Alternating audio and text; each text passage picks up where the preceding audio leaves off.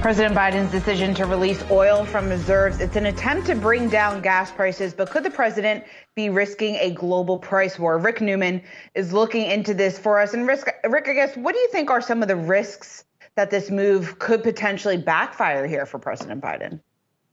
Well, if every other oil producing nation continues to produce the same amount of oil, then the amount that the United States is releasing will be a marginal supply increase, which probably will lower prices. But again, that's the assumption that everybody else just continues to do the same thing, and they may not continue to do the same thing. Jared alluded to this before the break. You know, President Biden did ask the OPEC plus nations, that's Saudi Arabia, Russia, a lot of the familiar Middle East countries, he did ask them to produce more oil over the summer, and they basically said no.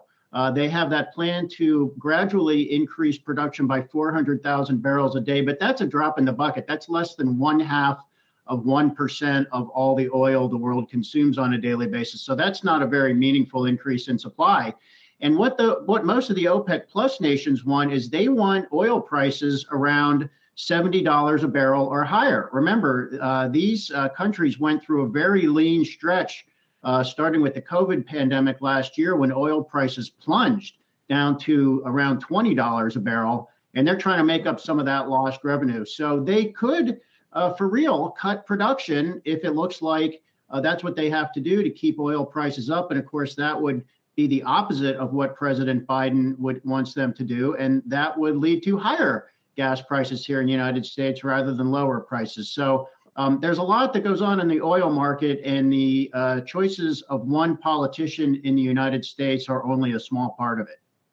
And so that leads to this question. What is the president, other than trying to lower gas prices, hoping to gain? Because when he said that his climate policies are not responsible for raising gas prices, I could hear the nuclear reactor going off at Fox News not far from here, because they're gearing up. You know they're going to hit on that.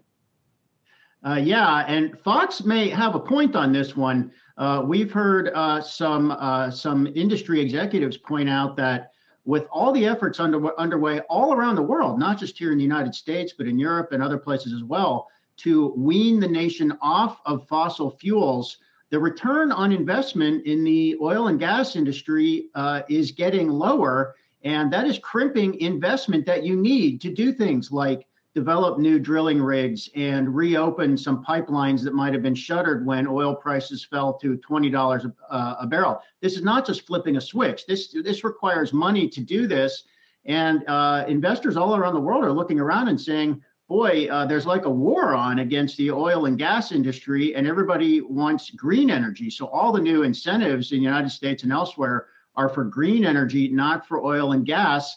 And that is at least a minor factor in oil prices going higher. Now, Biden did address that. He said that's not the reason they're going higher, but he's in a very awkward position because his climate policy is basically to make oil obsolete. But right now in 2021, he needs more oil. So he's in a bit of a box here. So, Rick, I want to ask you, there's never been such a coordinated move, right, to bring down gas prices. So obviously this means a lot to him. How much? Because it's a bad reminder. Every time you go to the pump, you're reminded about the inflation story. It's really pinching people. So how much of this is geopolitical, and is it a strategic move? How much of it is just tactical to get these prices down ahead of Thanksgiving? I'm not sure it's strategic or tactical. There's a lot of just showmanship here. I mean, we're seeing evidence in the market today that this may not work. And again, you go back to 2011 when President Obama released some oil from the stockpile. Prices dipped for a couple of months, but then they ended up higher than they were beforehand. And it's not even clear that these other countries, which include the United Kingdom, Korea, Japan, China, and India, are going to release major amounts of oil or enough to actually move prices. And of course, this is going to happen over the course of a couple of months. So it's not at all clear that this is going to provide relief for anybody.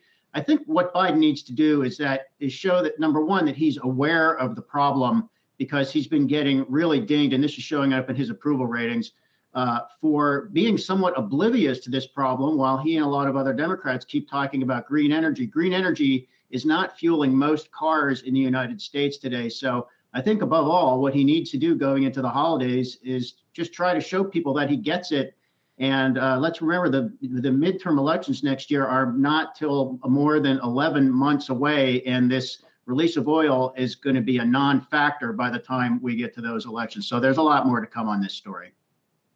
All right, Rick Newman, and we know you're going to be all over this for us. Rick Newman, thanks so much for hopping on today.